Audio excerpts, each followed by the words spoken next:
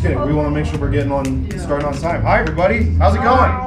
Hold on. Okay, it's VGMCON. I know we're at a panel, but how's it going, y'all? Hey, thanks for being here. If y'all don't know me, my name's Don Palombi. Most of y'all probably know I run a band called Don Palombi's Game Night. We've performed here at VGMCON a number of years ago, and happy to be back. But we're doing something a little bit different. I've been ruminating for a long time on just what it takes to get a band successful, to get a project off the ground. So I figured it'd be really fun to do a panel all about running a band, all about talking about the necessary things that band leaders go through. So for folks that are wanting to start a group of their own for the first time, or have experience and wondering what they can do. Like, curious to know, how many of y'all want to start a group or something like that, or have started a group? Okay, so we're all in interesting situations where it's like we don't know what's going to happen. I have amazing band leaders with me today. Let's go to the next slide. So joining me on my right, Mr. Robbie Benson of the Super Soul Bros. On my left, Mr. Tony Dickinson of the Tiberian Sons. On my further right, Mr. Eric Laddish of Split Screen. And on my further left, Mr. Chris Williams of Chris Williams and the Red Line Arsenal. Pleasure to be in Minneapolis. So the goal of this conversation is it's an open discussion. I've only told these guys a few things about just like what I want to talk about specifically, because band leading is hard. It's honestly not an easy thing. The first thing I want to say first off is band leading is 90% logistics, 10% music. The performances that we get into, we'll get into that. But I think let's start off with, what is a band leader? I want to start with asking my panelists, what do you guys feel is a good description for a band leader? I guess I'll just start. Yeah, go ahead, Chris.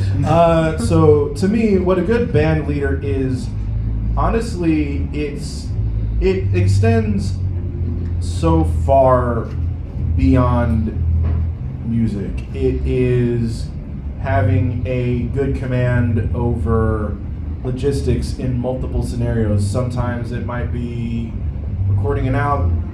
Let's say you want to get a group together and record an album. So you would have to keep track of budgeting, licensing, keeping track of everybody's schedules, making sure that everyone needs to be where they need to be at.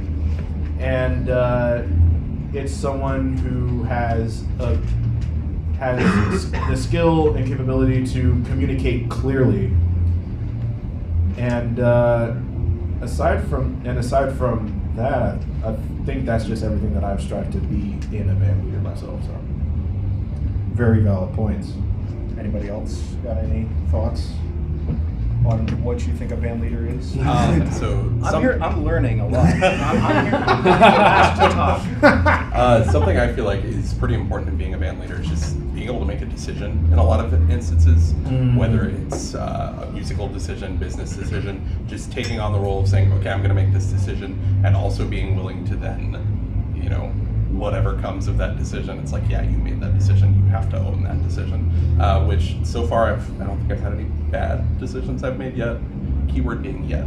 Yeah, you're gonna make some at some point sometime. That's just like the nature of what band leading is taking choices, making choices, but also taking risks, and also putting us in situations that not only just like, I like to say we're caretakers in the easiest form. Feel free to go to the next panel. So I have up there a shop caller director, because usually somebody's going to be taking the lead on like, okay, what direction are we going to go in?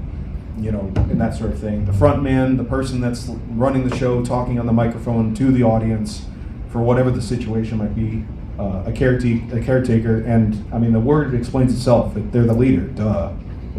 So, and that sort of thing, but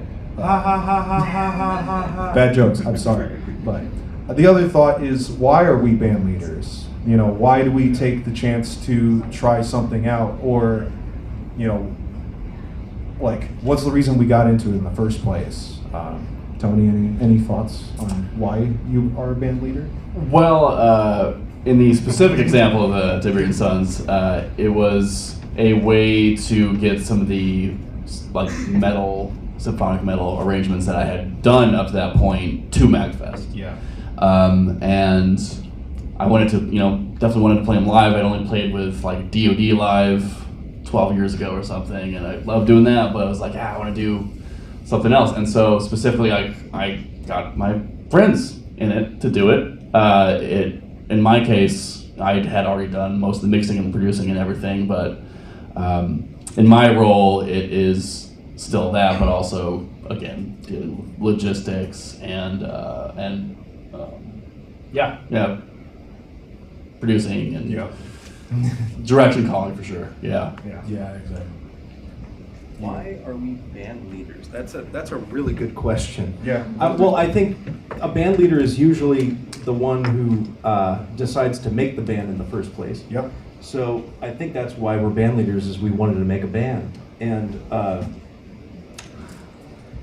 how I started Super Soul Bros, I just wanted to use video game music as a vehicle to play the styles of music that I grew up listening to, just a bunch of the R&B and soul and the funk records that my dad and my uncle brought me up on. And I was like, this stuff is great, I love this stuff. And all of my peers were listening to Blink-182 and all the other stuff, which now I'm living my teenage angst in my 30s. I got my whole Spotify playlist and I'm rocking out to Sum 41 and everything. But Catching up. But yeah, it was just too snobby back then. I was like, no one gets it. It's all about this James Brown stuff, this Herbie Hancock shit, and like the whole thing was like, I wanted to share that with my peers or the people of my generation who grew up with games, and I heard a lot of similarities between like a lot of the game soundtracks that I played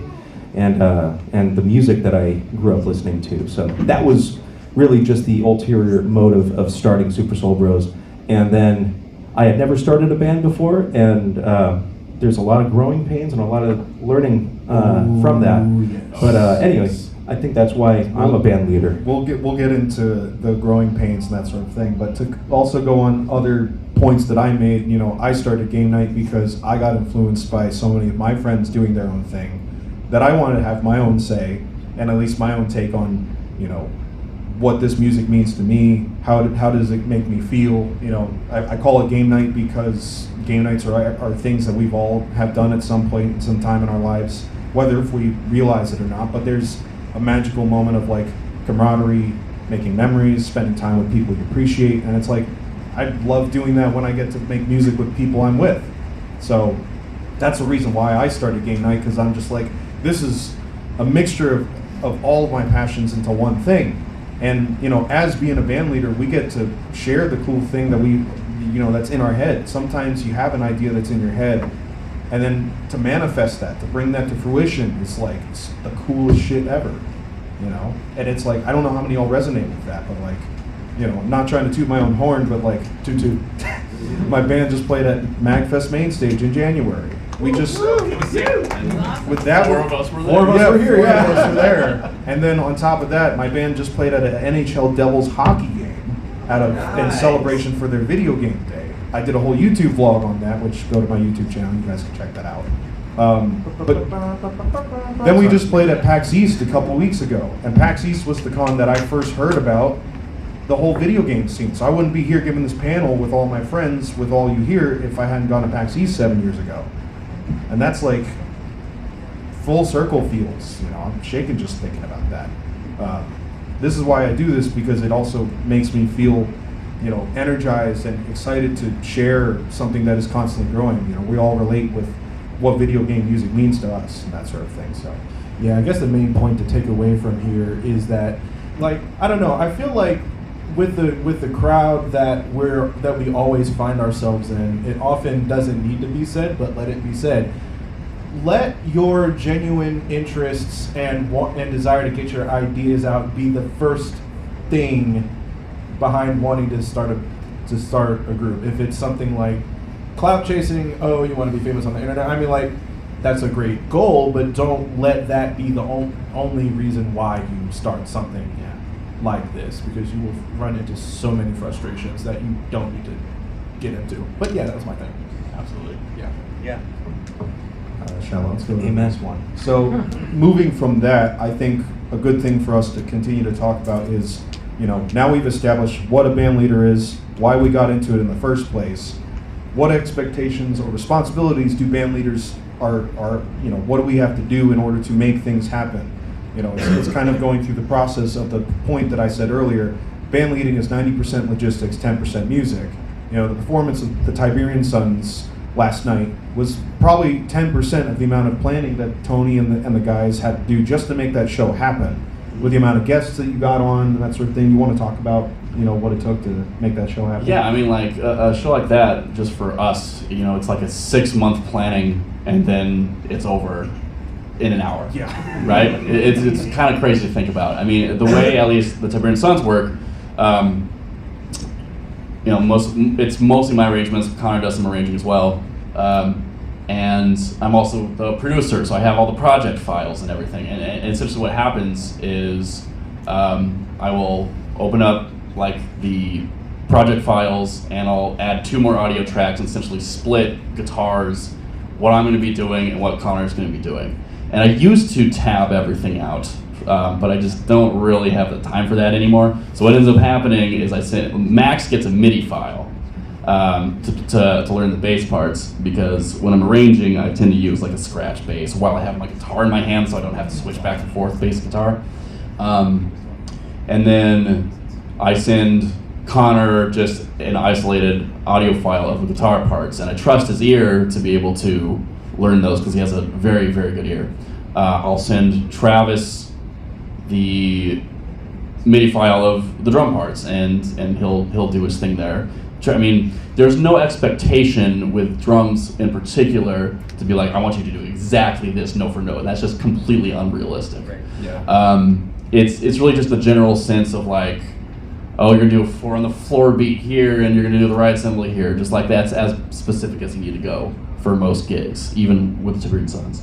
But it's a lot of, for me, I try to get things done as soon as I possibly can and give those guys enough time to learn those things as much as I can. It was a little hard for me to do it, but the Paper Mario stuff is surprisingly weird and tricky and all over the place. So I knew that's what I need to tackle first. Yep. And I sent, I made sure like by January, February, those guys at least had those tracks. And then we released the One Winged Angel video in February, so I was like, okay, we have to push ourselves to learn that song for the video, so that will be learned before VGMCON. And had we not done that, One Winged Angel might have gone way worse than it did.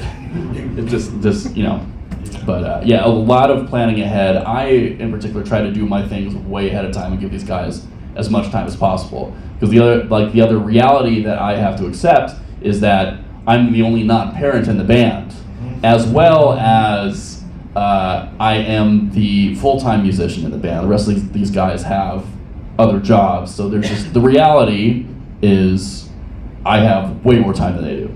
That's the level of band leading when life meets like things that we want to try to manifest, but time in between all that gets blurry because somebody might have something happen / might not be able to put as much time into it and understand those things. I mean, yeah, that's like, I wonder how much messages and back and forths with. That's the other thing, the conversations between the guys too, and like trying to figure out like what that kind of stuff is. Those are other points that I have up. Being prepared, so pretty much like Tony saying, giving as much information out front is always a great thing as a band leader, especially like if I'm going to call somebody for a gig, I'm going to tell them this is where the gig is, this is how much it pays, or if it's paid or if it's not, timing of it, if there's a rehearsal. There's a lot of ways where we have to like make sure things are organized and transparent and upfront, because if you lose one of those points, then it's like things become unclear, and the last thing you want to do is have a situation where you're trying to get somebody to do something with you, but they don't understand fully what your expectations are, if that makes sense. So yeah, the one thing, like my point kind of touches on Tony's a little bit, but like there is But like when it comes to hiring other musicians, it's like I cannot stress how important it is to just have all of your eggs in a basket before you reach out to musicians. Like you have to have your who, the what, the when, the where, the why, and the how much. Thank God, the how much. Just whatever you can do to make the process of onboarding these musicians that you hire as streamlined and as efficient as possible, like so that the other people that you're bringing in at the relatively last minute, there's no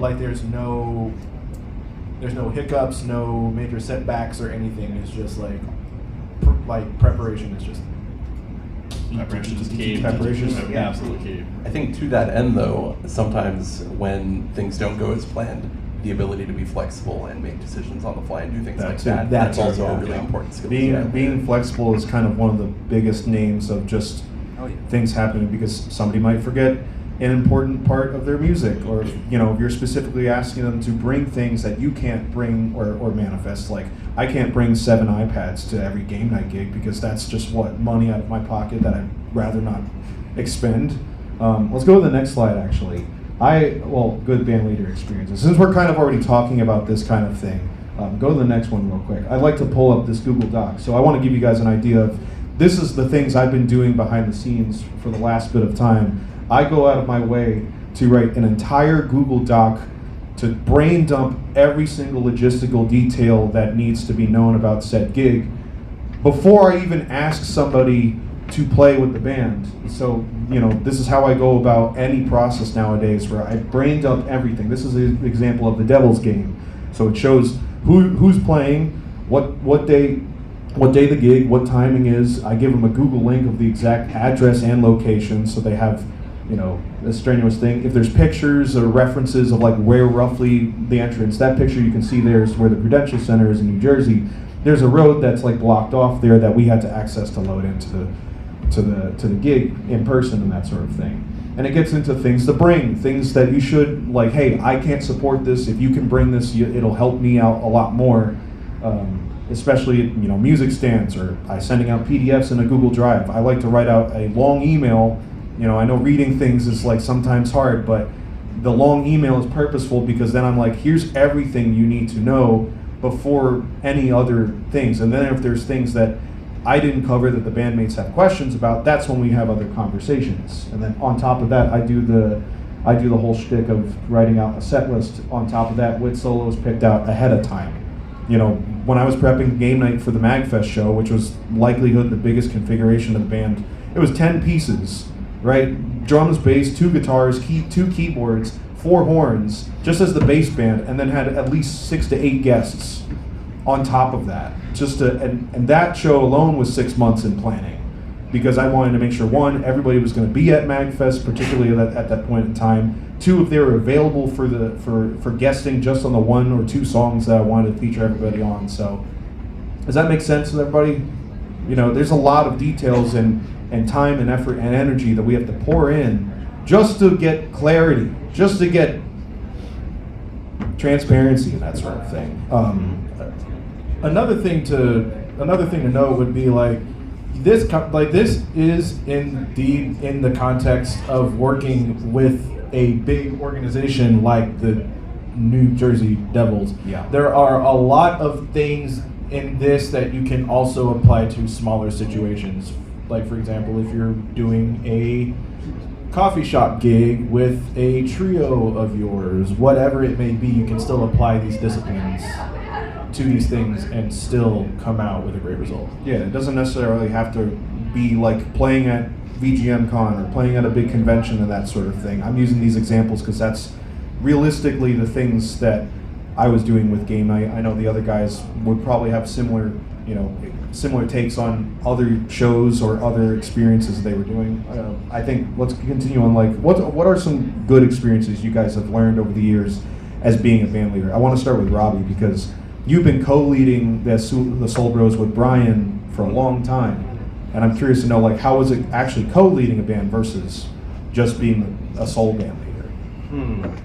Well, Brian, he's really the backseat driver for the most part. I'm very fragmented with my thoughts and aspirations and ideas of what the band can do or what. Yeah, so I'll go off in a million directions, and then he just kind of reins it in and says, "Well, let's actually get all the basics down that you just described." Right. And that's really helpful. It's very important, and I've learned a lot from that.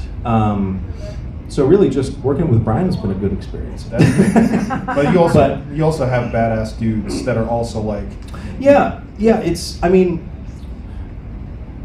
I don't want to give Brian all the credit, but he really does. He really. Any album that we've ever put out was because he really got things set up. Right. I was very performance hungry, and I wanted to set up as many shows and make the shows as interesting and different as possible. So, and I also just have a very big love for improv, and so nothing would really be charted out until we brought in a horn section, and then things became very structured, or more structured than they were. But originally it was just a jam band, and that's what I loved. That was not just performing improvisationally, but sometimes having a gorilla with a red tie come up on stage and feed the band bananas so that the drummer can have a 5-minute drum solo. And things like that. That kind of stuff would just be what. Please don't tell me that actually happened. No, it certainly did. My buddy who I'm rooming with here at VGMCON, he was the gorilla, and then we did a Christmas or a holiday show, and then Donkey Kong came in a Santa suit and delivered presents, and then delivered to me a keytar, which I opened up, and then took a solo battle with Brian. I love theatrics. I love things that just are not what you would expect. And Super Soul Bros, while it is for like the music and the video game side of things, it's also just a vehicle for me to be creative. But too many ideas and not enough time to do them all. And Brian is just he's a very sobering entity within the band. So yeah, I guess good experiences have been seeing those wild ideas actually come to fruition and not totally train wreck, but also it's been a good experience just learning, you kind of have to focus onto just a few things instead of trying to do, you could do anything, but you can't do everything. Yeah. So delegating is really good. Especially like knowing your constraints too, and making sure that you're not putting too much work on yourself to make sure that, not only it's a good experience for everybody else, but it's a good experience for you. Because there's a number of times where, at least for me, I've learned that like I have too many things that I have to balance of setting up a drum set, setting up cameras, making sure sound check is going smoothly, giving out set lists to people and that sort of thing. Then we play the show, and then after the show's over, I have to then break down the setup, and it's always a list of things that I feel like I have to go through my brain. But somewhere in the midst of all that is like enjoying it. And it's easy to miss out on that. Mm-hmm. It's that enjoying the experience of why you started, why you're aiming for that experience in the first place. It's easy to lose track of that. Let's actually shift over. So we're talking about the good, but now let's talk about the bad. We've all had some stories. I know for at least us here, we go through a lot of tricky times, sometimes uncomfortable conversations with people where something goes wrong. And it's the nature of our flexibility of what we have to do. I'll start. The Devil's gig, I remember what we actually had. The guitarist I play with a lot, Joe Edson, amazing dude, guy based out of Philly. He messages me that morning that his car wasn't working well. He actually Ubered up all the way from Philly to New Jersey for the gig. I didn't know that. Yeah, he had to do that. Didn't his car break down on the way to MacFest too? I think so as well. But that's just reality. That's just a stroke of bad luck. That's on the point of like, okay, now me and him have to talk about this kind of situation of how is he getting home? That's music aside. How are we dealing with this for him? And I offered to give him some money to at least cover for his trip up, because the last thing he wants to do is get asked to play on a gig, and now it's losing, on Money. revenue Yeah. on because of just real life stuff happening. So what actually happened is I drove him back down to Philly. We hung out, played Magic the Gathering that evening, and made a hangout of it. And it was great. It was honestly the best thing because I got to spend more quality time with him. He's a great dude. That's one of those sacrifices that I was like, I know that's the right thing to do. Not looking at it as, no, that's your problem. Because if you start putting that energy on your bandmates, then you're creating some tension. And I feel like that's just something that, like, it's up to you what you want to do at the end of the day. But in my opinion, I'm always like, no, I want to make sure everybody's cool. Everybody's happy. They're dealing with stuff. We'll get the questions later. Don't worry. That kind of touches on another point that I think we neglected is, like, if you are in a situation like me, where where like the roster of your band is like currently shifts, you're always having to get different people for a different gig, building that rapport with other musicians by going that extra mile, it helps you out a lot. Chris's band is a big band, by the way. I run a band called Chris Williams and the Red Line Arsenal. It's 17 people big. So naturally not everyone's gonna come through and do like the same gig every month, But so it's like so naturally the roster switches around. But yeah, it's like you like building your rapport with other musicians by going that extra mile. Maybe that mile is not as big as driving your guitarist back to Philly and playing Magic with them, but like going out of your way to help fix their problems that is directly related to the gig. Don't give them a foot and let them take a mile with it. Right. But yeah, like it's a good thing to do because whatever comes your way will 100% come back to you. Yeah. That's the other thing too. Is just keeping good rapport with the people you want to be around, the people you want to work with. So in turn, when they need your help for something, you do the same for them. I scratch your back, you scratch mine. At the same time, prioritize yourself. If you're uncomfortable with doing certain things, then just put yourself first. But yeah, it's a whole nuanced situation. Any other bad experiences? I know there's plenty, but yeah.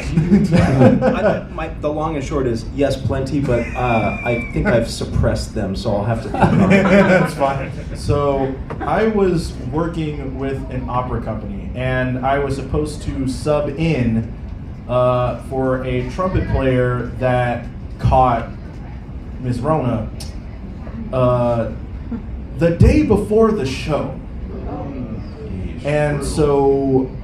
I had all these people that were organizers for the opera company calling me like, hey, can you please do this? Can you please do this? Can you please do this? I'm like, okay, fine. So I roll up to the spot. Literally like the night of their first like show, and I showed up, and they did absolutely nothing. So I was sitting here in my trumpet chair. They gave me this big book because y'all know operas last like 4 or 5 hours long. And so here I was with this big book, and they decided to just leave me alone for 2 hours to sight read as much as I could before the actual performance. Everyone was just like minding their own business, doing stuff for themselves, including the conductor. So even if I had questions, I wasn't able to. Like, he just did not come through for the solos that was getting thrown in at literally the last minute. And to this day, I've never played another opera gig. Period. Not with the company, but just period. Just goes to show. Yeah. I think in my experiences, it's, with Tiberian's House is a little bit different, because like you guys have like jazz gigs where you got different players every time. I mean, for us, it's the same 4 people.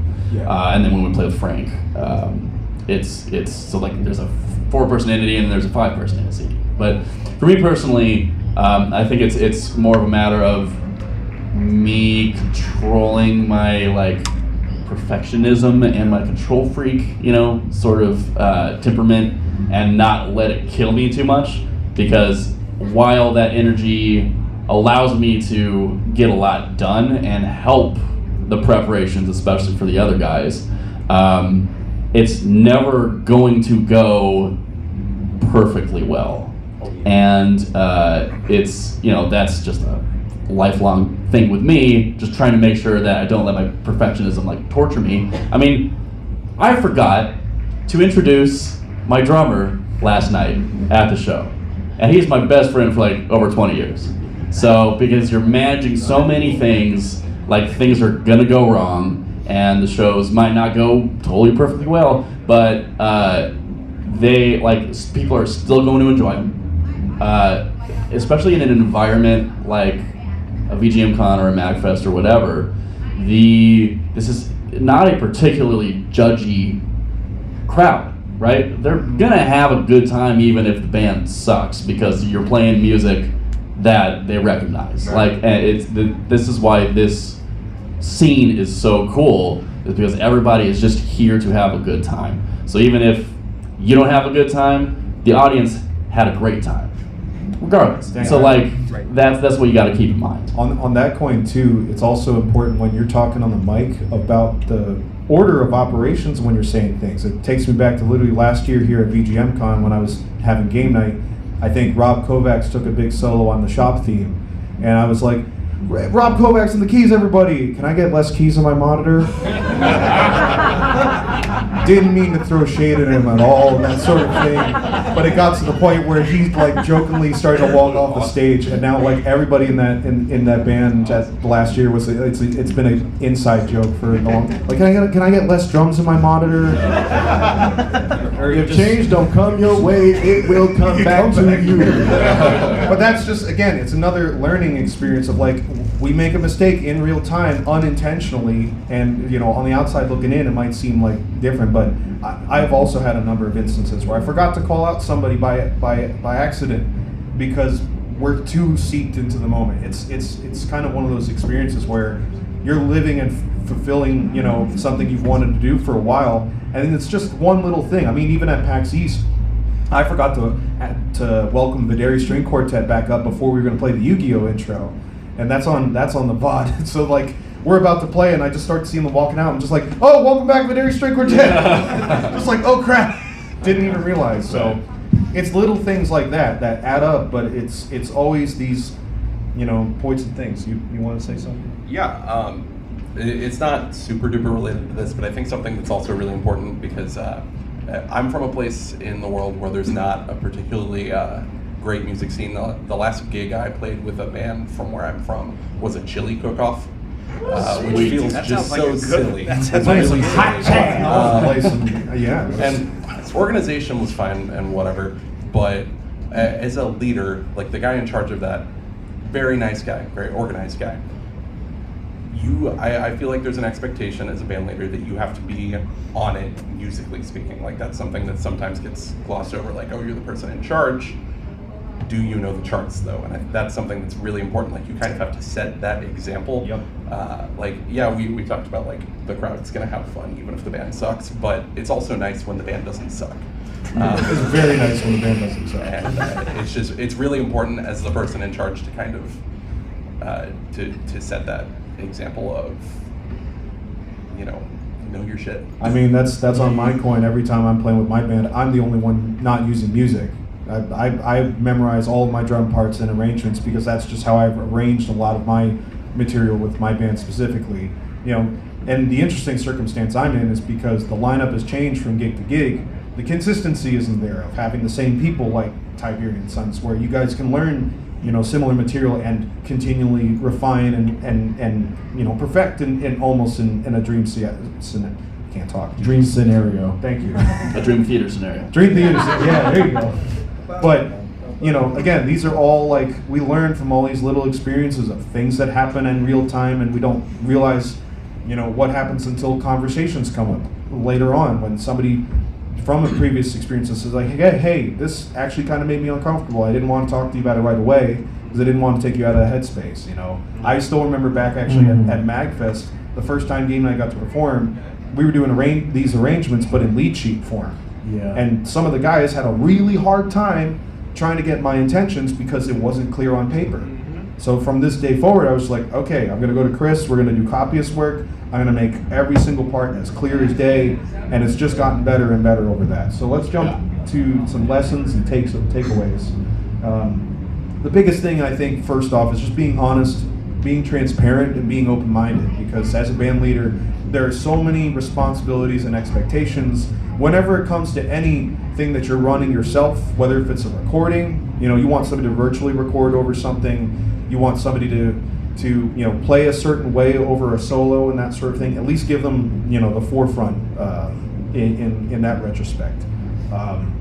Other than that, I know for me it's just making sure that everything is clear, everything's well understood, and also don't ask for too much. Let the person have room for themselves to put themselves in it too, because that's what music is all about. We're expressing ourselves to something we're passionate about, and we want to leave room for other people to have that freedom of expression too. Any lessons or takeaways from you guys? Well, I've done some unpacking while y'all were talking about the bad experience. Oh man! And I think that's You did a really good therapy session. ties in with the lessons and takeaways. Oh. No, but really echoing a lot of what you said of being a band leader. Typically, that means you're the one responsible for talking on the mic during a show, and going back to my experience, I was not a band leader before I started Super Soul Bros. I had never talked on a mic publicly at all. And then once we did our first show in 2013 at San Pedro Square, it was kind of like our debut performance, and had never played in front of hundreds of people with a project that I created. And then sure enough, they put a mic there, and it's like, okay, well, fake it till you make it. Yeah, right. Right. And so it was very, it was very awkward, uncomfortable, but kind of embrace it. Just have fun with it. You try to break the ice as early as possible so that there's no expectation, and then under promise, over deliver. That's kind of what I've taken away from that experience. Put that on a shirt, bro. But still, in the same vein, then the band escalates, and now we're playing on main stages at PAX and stuff. And the band is going through growing pains, and but you're the band leader. You're the one that has to have the smile on stage, even though some of the band is like giving you the eye because you played something a little wrong, or they're making some kind of weird statements next to you, earshot, and you're talking to the audience, and you're like, okay, how'd you like that last song? And it can be very cognitively dissonant to experience that. So I would say being honest, that's a good thing. Being transparent, you can't expect everyone to be emotionally mature when you start in a band and everyone's in their 20-somethings. I am a walking testament to that. My mind is in the gutter half of the time. I can play with people. So that's why Super Soul Bros has kind of slowed down in the previous years, and now we're like, okay, we're getting older. We know how to communicate with each other now, and the band's getting back together more so. But yeah, bad experiences, and time's the best healer. Dang, right. If I can pick that one up. I play with, obviously, not just the Super Sons. I play with some other rock bands, professional rock bands. And in my experience, even most of these guys, when they're talking on the microphone, they still have it planned out. Yep. Mm-hmm. So depending on what the gig is, I know some musicians that they're great at just like, I'm just going to talk off the cuff. But that in my experience, most of the time it's planned out, and like I do a big tour at the end of the year, Trans-Siberian Orchestra, and even Chris, he's talking to the audience between the sets. Basically, it gets to the point where everything that he says is almost word for word, because we do it so many times, and like the number of times that you do it, it's just going to happen that way. But if your job is going to be on the microphone, plan some things out. Depending on what you feel your personal verbal skills are, you can, if you're not super comfortable with it, then like just totally plan it out and just kind of get used to it, and then like say the thing and then move on until you get more comfortable with it. Sometimes a little bit of interaction, especially with a smaller thing like this, can be good. Like, yeah, for sure. Yeah, absolutely. At the end of the day, the end point is a really great show for the audience, and how you get there is how you get there. There's no one true way to make that happen, except for be honest, be transparent, all this stuff. Yeah. Fail fast. Actually, And don't beat yourself up if you do. And keep your expectations low sometimes. Sometimes you'll surprise yourself with how much you pour into something you've been working on, but then if you lower your expectations, you leave more room for enjoyment and happiness and fulfillment. On the talking point too, for me, the MagFest show, I remember we had 60 minutes, no more, no less. I actually had to make a bunch of notes of what am I actually going to say so I can minimize the amount of talking time and maximize the amount of music. And I still remember to this day when the timer was at 5 minutes and I had 5 minutes to do an open drum solo before the last thing, I was felt a breath of relief, because I was just like, man, I don't know if we're going to be able to fit nine tunes in 60 minutes, but everything went so quick. So We also played Sands at double tempo. yeah, not intentionally. I was on edge the entire show. I was excited. Almost turned into Megalovania. Yeah, but at that point, any questions you guys want to ask? Thanks for coming through, and let's take some questions. Go ahead.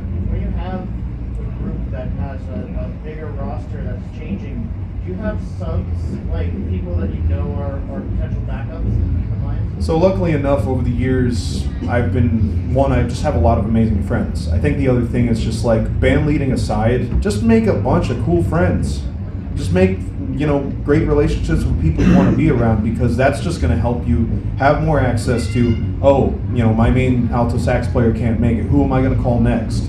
I have a little stigma though of I want them to be in the VGM thing too, so they also can scratch that itch outside of just getting somebody to fill a spot. There's a lot of hard choices sometimes based on the project you're trying to do. Do you want specific people you want to play with, or do you want to just play with great musicians? But then, are you sacrificing, the fun you could have with playing with people / getting somebody new and seeing if they would enjoy that experience too? Yeah. So to get to have everyone that you call first to be available to accept the gig is something that does not come around as often as you think it might.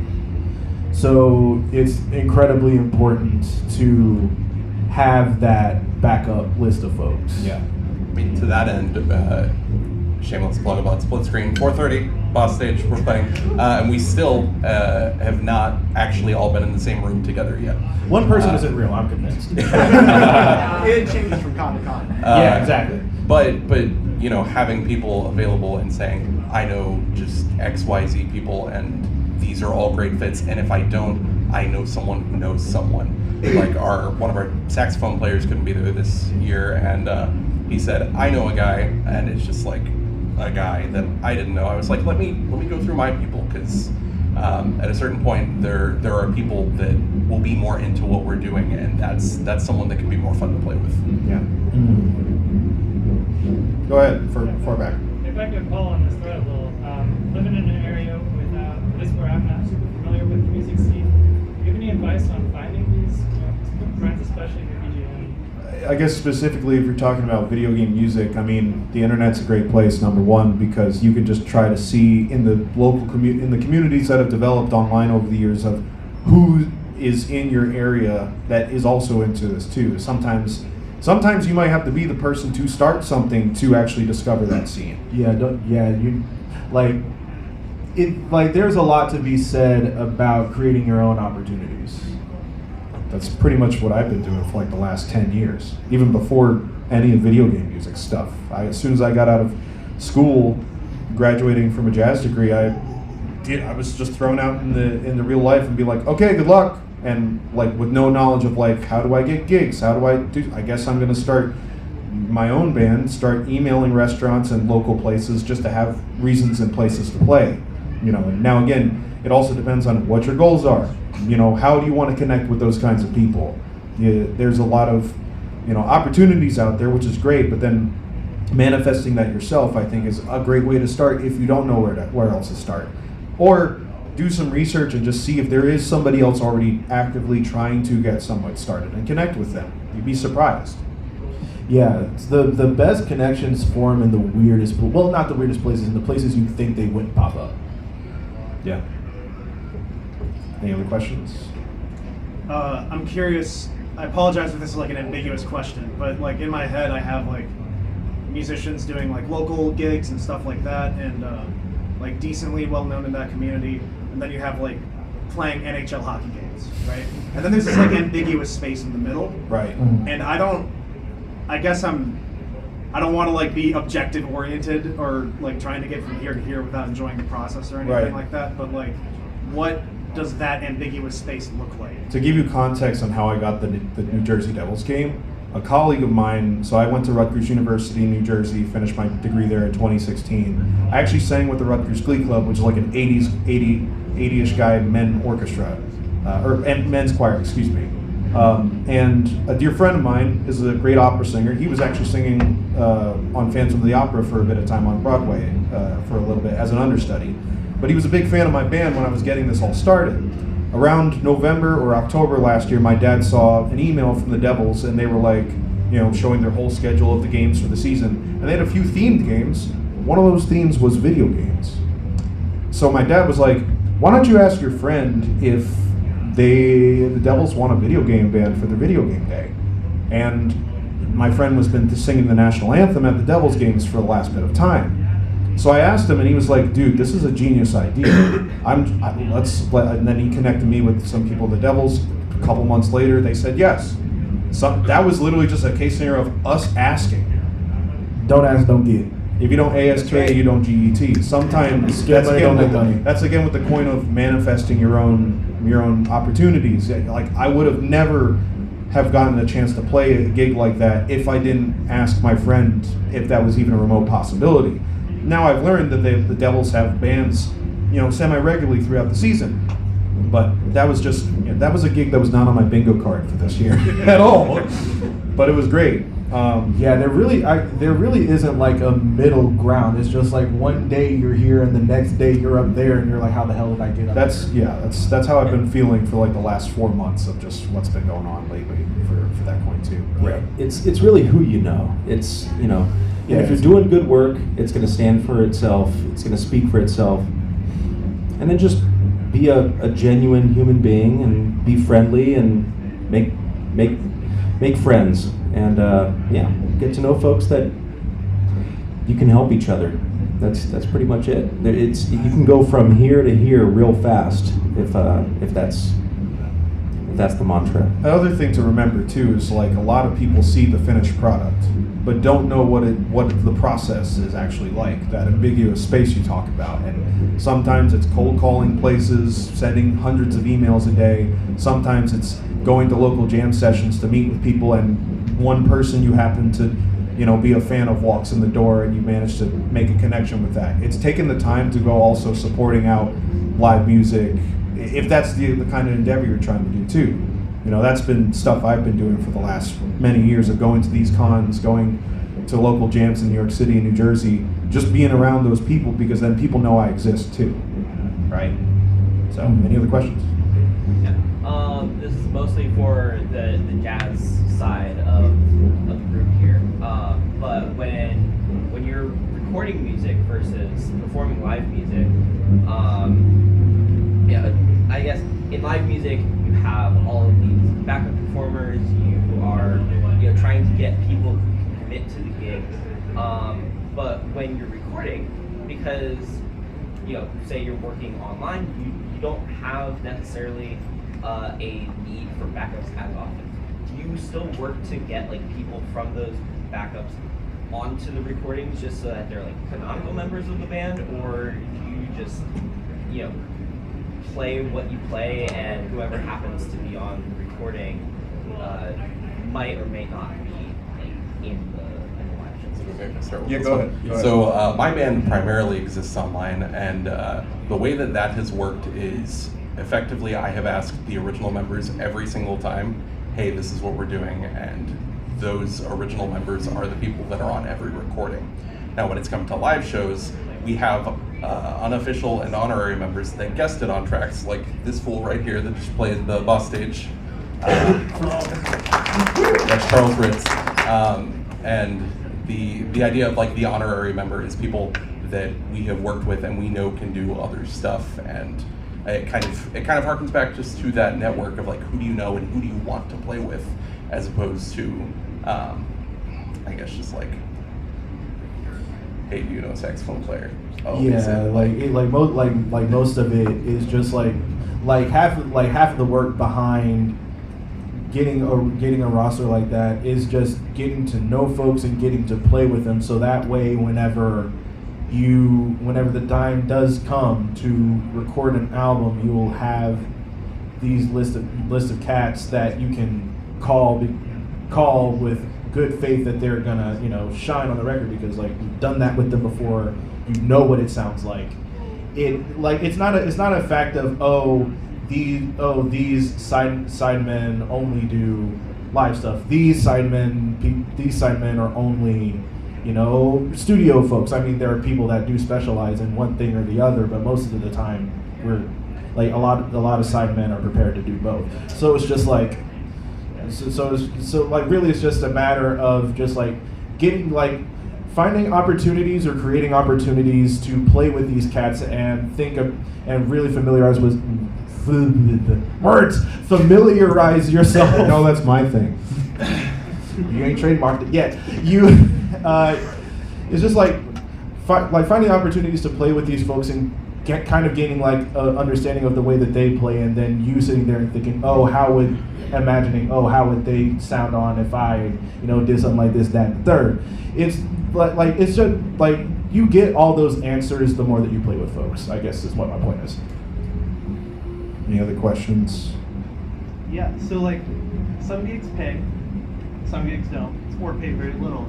How do you manage like being able to hold your players to an expectation, and also like just feeling good about having them fly across the country for you if there is no pay or like no reward besides the performance? Andy, please don't quit my band.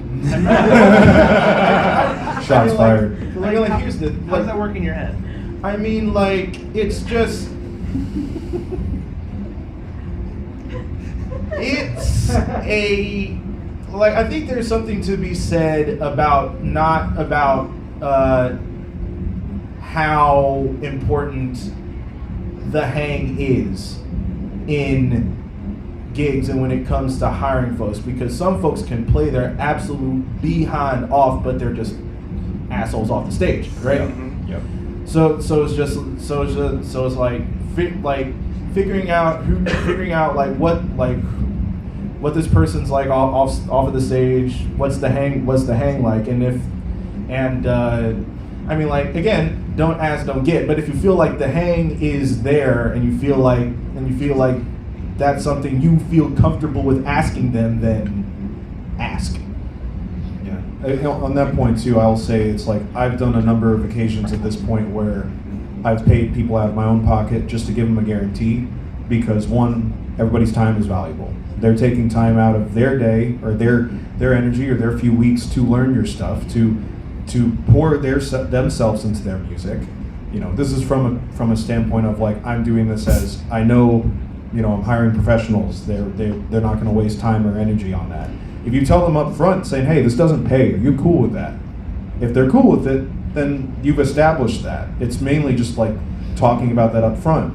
But there are times where at this rate, I pay people out of my pocket knowing I'm going to take a hit, because it's the better thing to do ahead of time. That way it's just like, okay, they're taken care of, their time is valuable, and it shows that I'm valuing that time because they're dedicating it to help fulfill my needs. Or not necessarily one's needs, but like the band as a whole, right? So, there's that, but there's also the coin of just like, if you've been friends with somebody for a long time, I do this a lot with my friends where, we're always trading favors. Yeah. Because at some point in some time, the money is just like, if Tony and I are recording stuff for each other back and forth, the money's here. It's not in either of our pockets. At some point we're literally passing around the same dollar. Which is like, you know, and there's value to both things. The money is sometimes coming from an outside source, and Tony asks me to play drums because he has a budget for it. Cool. If there's an established thing, like I've done stuff for him for DOD a number of times, and I know that's not paid, but I'm like, he's a homie. I'm gonna do stuff for him anytime because I love playing music with him or any of these guys here. And so it's, again, establishing those things up front, and that's always just a big conscientious thing that I take care of. Unfortunately, we're out of time. I wish we could take more questions. I have merch in the back if anybody's interested, CDs, stickers, and stuff. But thank you all for being here. Thank you all for listening and engaging in all this. Y'all are awesome. Also, if you have any other questions for me, I'm going to be around. We're going to be just hanging yell for at a me, bit. and I'll answer. Whatever. Come and talk to us and that sort of thing. But thank you all for being here. All right.